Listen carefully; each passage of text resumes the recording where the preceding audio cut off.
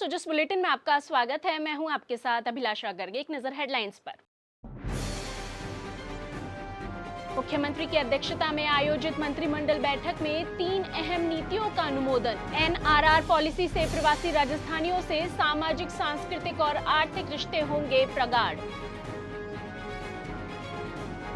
Rajasthan trade promotion policy से छोटे व्यापारियों को भी मिलेंगे ई-कॉमर्स प्लेटफॉर्म जैसे अवसर। पर्यटन, कला एवं संस्कृति का ग्लोबल सेंटर बनेगा राजस्थान। राजस्थान जन विश्वास उपबंधों का संशोधन अध्यादेश 2025 का अनुमोदन। 11 अधिनियमों से हटेंगे कारावास के प्रावधान। मुख्यमंत्री श्री भजनलाल शर्मा की अध्यक्षता में आयोजित मंत्रिमंडल की बैठक में ईज ऑफ लिविंग और ईज ऑफ डूइंग बिजनेस को बढ़ावा देने के लिए राजस्थान जन विश्वास उपबंधों का संशोधन अध्यादेश 2025 लाने, प्रवासी राजस्थानियों के योगदान और जुड़ाव को बढ़ाने के लिए प्रवासी राजस्थानी नीति 2025, छोटे व्यापारियों को अधिक अवसर उपलब्ध कराने के लिए राजस्थान ट्रेड प्रमोशन पॉलिसी और पर्यटन में निवेश को बढ़ावा देने के लिए राजस्थान पर्यटन नीति के अनुमोदन सहित कई महत्वपूर्ण फैसले किए गए।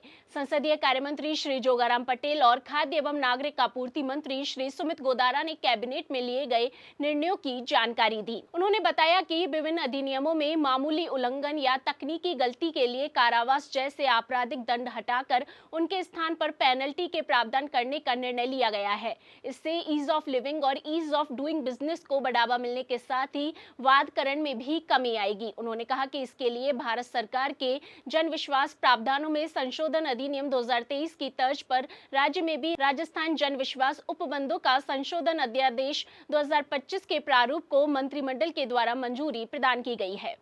केंद्र में जन विश्वास अधिनियम एक्ट लाया और सभी प्रदेशों से भी अपेक्षा की थी कि वो भी अपने अपने प्रदेश में लावे। और इसके पीछे मेन उद्देश्य जो है वो उद्देश्य ये है कि हमारा ईज ऑफ लिविंग और ईज ऑफ डूइंग बिजनेस है, इसको हमको बढ़ावा देना है।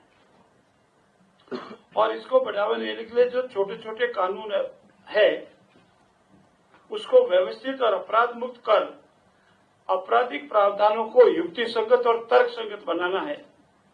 और इसीलिए भारत सरकार द्वारा जन विश्वास प्रावधानों में संशोधन अधिनियम 2023 जो लागू किया गया था उसी अनुरूप ये राजस्थान में ऑर्डिनेंस लाया गया है।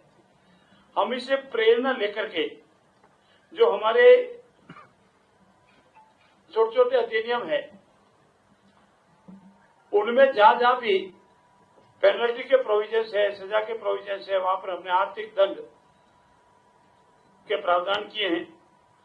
और इस क्रम में हमारा मेन जो उद्देश्य है वो गैर अपराधीकरण है, डिक्रिमिनेशन का है, ताकि व्यक्ति निर्भीक होकर के कानून की पालना करते हुए आगे का कार्य कर सके। संसदीय कार्य मंत्री ने बताया कि Jaipur water supply and sewerage board अधिनियम 2018 में जल की बर्बादी, दुरुपयोग, गैर घरेलू कार्यों के लिए उपयोग, बोर्ड की सीवरेज लाइन में रुकावट डालने, बिना लिखित अनुमति सीवर लाइन से कनेक्शन जोड़ने आदि पर कारावास का प्रबंधन या जिसे हटाते हुए अर्थदंड के प्रावधान तक सीमित किया जा रहा है। खाद्य एवं नागरिक आपूर्ति मंत्री श्री सुमित गोदारा ने बताया कि बदलते समय के अनुरूप प्रवासी राजस्थानियों के राज्य के साथ सामाजिक, सांस्कृतिक और आर्थिक जुड़ाव को मजबूत करने के उद्देश्य से अनुमोदित non resident Rajasthani policy of Rajasthan 2025 निवेश, व्यापार, ज्ञान के आदान प्रदान, शोध और सामाजिक सरोकारों में एनआरआर के योगदान को बढ़ावा देने के लिए अनुकूल माहौल तैयार करेगी। मंत्रिमंडल में प्रवासी राजस्थान नीति का अनुमोदन किया गया। जैसे कि हमारे प्रवासी राजस्थानी पूरे विश्व में हर क्षेत्र में, चाहे उद्योग से लेकर शिक्षा के स्तर में लेकर हर कला के क्षेत्र, संस्कृति के क्षेत्र में, हर क्षेत्र में उन्होंने अपनी छाप छोड़ी। उसी को उन्हीं से उनका जुड़ाव जो उनका अपनी मातृभूमि से, मिट्टी से, जो राजस्थान की भूमि से है, उसको और प्रगाढ़ करने के लिए माननीय मुख्यमंत्री जी के नेतृत्व में प्रवासी राजस्थान नीति का अनुमोदन किया गया है। सुजस बुलेटिन में आज के लिए इतना ही। फिर होगी आपसे मुलाकात, तब तक के लिए नमस्कार।